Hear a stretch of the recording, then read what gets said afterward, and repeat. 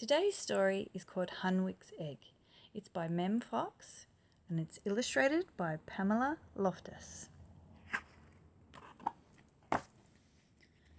Hunwicks' Egg.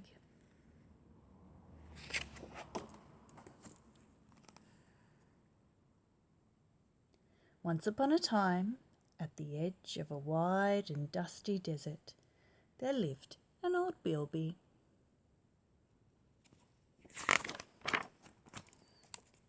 His name was Hunwick.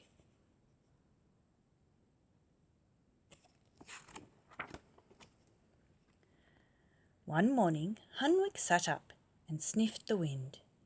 A storm was on its way, and when it broke, what a storm it was! The world was tossed inside out and upside down.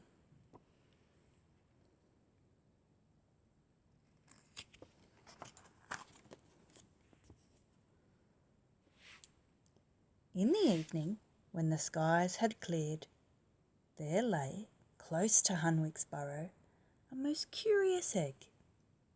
"You look lost," Hunwick said.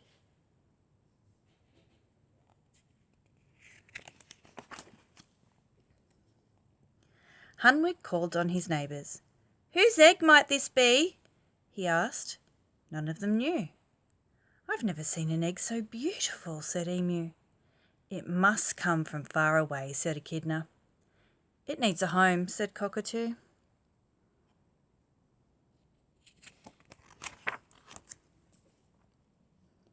"Then I will give it one," said Hunwick, and he took the egg back to his burrow and bustled about making things cosy.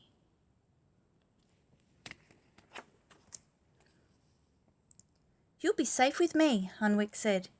His heart felt light.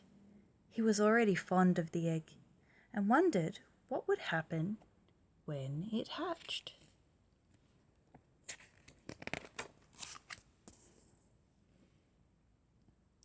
Each evening before he went out to find food, Hunwick covered the egg with twigs.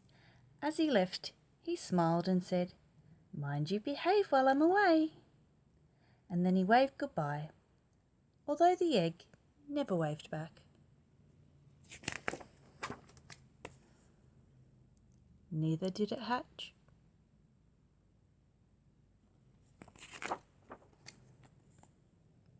One night, when the stars were coming out in twos and threes, Hunwick was brave enough to speak his mind. "I'm glad I found you," he said, not looking at the egg directly. The egg made no reply. Neither did it hatch.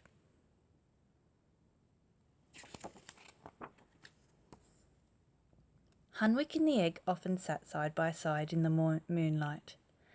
Hunwick would tell stories from his past, exaggerating here and there from time to time. He also shared his troubles. The egg listened in respectful silence, but did not say a word.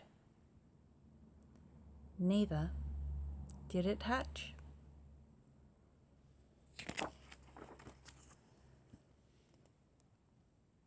At bedtime, Hunwick would hold the egg close. "We're together, you and I," he'd say, "and this is our home." The egg was a good friend to Hunwick. It listened well, and it was always there. But Hunwick's neighbours watched and worried and wondered. "That egg," said Emu, "will it ever hatch?" "Not now," said Echidna. "Not ever," said Cockatoo. "Poor Hunwick," they said together.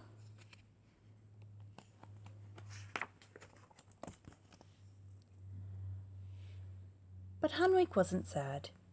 He had guessed long before that the egg was not an egg at all, but a stone of perfect shape and size and colour. "I don't mind," he said to himself. "I love it as it is." And he continued to love it with all of his heart. It was his egg. It was his secret.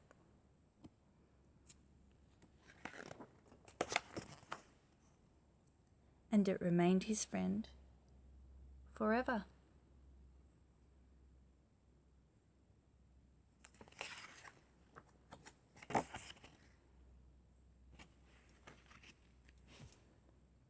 The end. It's time to sleep, so close your eyes. Sweet dreams.